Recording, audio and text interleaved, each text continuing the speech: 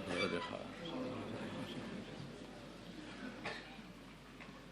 Bismillahirrahmanirrahim. Tulisan Masail, Fasul Masail, Senin 18 Dzulhijjah 1443 Hijriah, 18 Juli 2022 Masehi.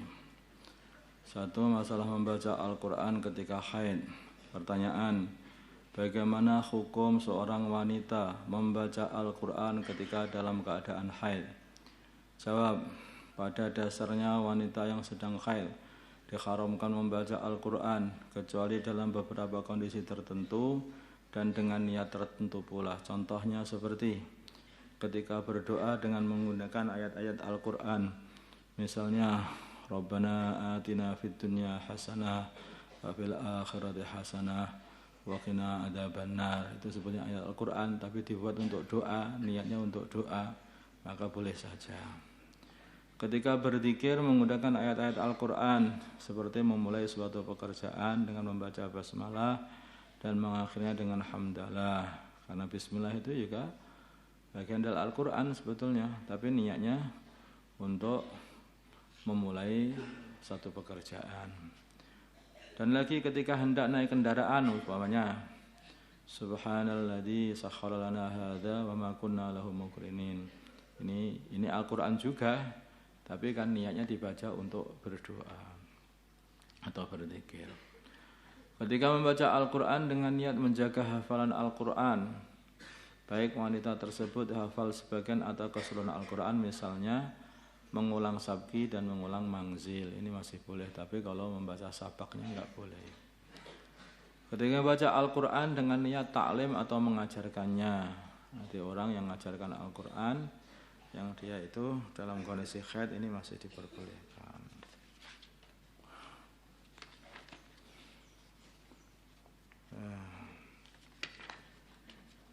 Masalah wanita haid ketika umroh. Ada seorang wanita berangkat umroh, ketika di atas pesawat ia niat ikhram. Dia niat ikhram sudah ketika di pesawat. Kemudian ketika sampai di Jeddah ia haid. Baru saja sampai di Jeddah ia haid, hingga pulang ke kampung halaman. Sebelum pulang, pembimbing jamaah umrah berkata, kamu cukup baca doa-doa ini, maka tidak ada lagi larangan-larangan ikhram bagi kamu. Kemudian wanita tersebut membaca doa-doa tersebut dan pulang ke tanah air. Pertanyaan: apakah ada pendapat mengenai hal tersebut, yaitu cukup dengan membaca doa-doa tertentu, maka tidak ada lagi larangan ketika ikhram? Jawabnya adalah tidak ada. Jika memang tidak ada, apa yang harus dilakukan oleh wanita tersebut? Jawabnya, wanita tersebut segera tahalul dengan cara menyembelih kambing. Tahalul itu melepaskan kondisi ikhramnya, maksudnya dengan caranya menyembelih kambing yang mencukupi sebagai korban seraya niat tahalul, memotong rambut minimal 3 helai dengan niat tahalul, dan ia wajib qadha umrohnya yang telah ia kerjakan jika umroh wajib, umroh pertama kali. Tapi jika umroh sunnah maka tidak wajib mengqadha.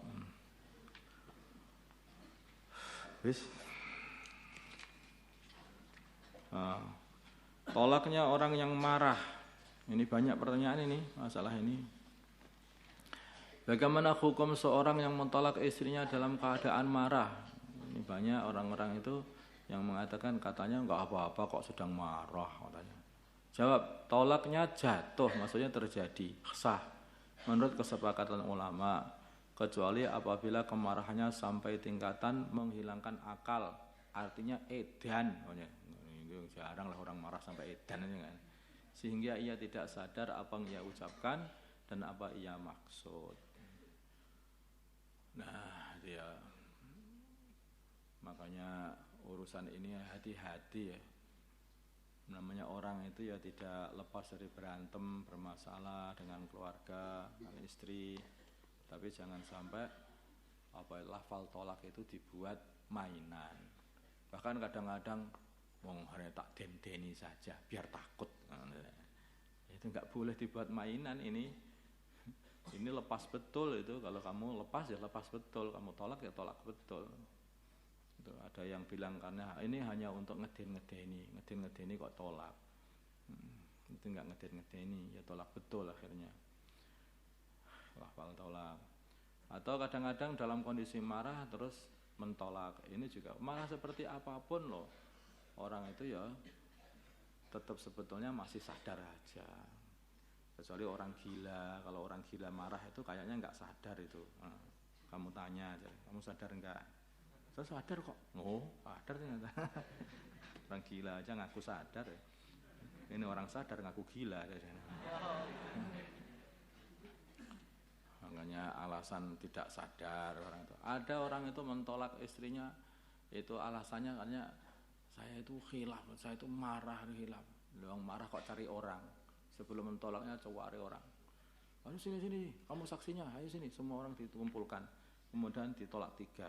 Habis itu menyesal. Setelah menyesal, pengen balik. Sudah ditolak 3 loh. Buat apa? Nah, tadi marah lah. Marah kok cari-cari orang gitu loh. Kok marahnya pinter banget.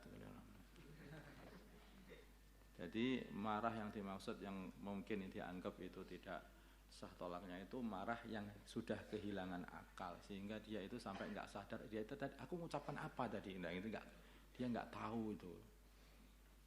Orang lain mungkin dengar tetapi dia sendiri sudah enggak dengar. Lah dalam kondisi seperti ini kelihatannya jarang orang yang ada seperti itu.